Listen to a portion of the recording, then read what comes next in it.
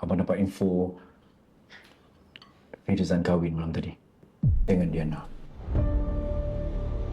Diana? Girlfriend Aiman tu? Ya betul lah bang. Betul. Sebab itulah abang satu malam pergi cari. Ingat kat rumah pun tak ada.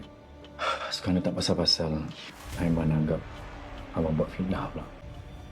Padahal dia satu malam dia pergi call semua orang. Semua orang tak jawab call dia. Tapi dia tetap percayakan malapetaka itu. Abang, saya tahu abang tengah marah sekarang ni. Tapi tak baik bahasakan papa malapetaka macam tu. Abang kejap. Betul lah abang cakap. Papa kahwin dengan Diana. Ini bukan kahwin, ini manipulate.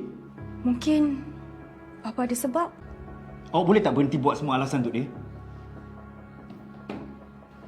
Dah, abang pergi dulu.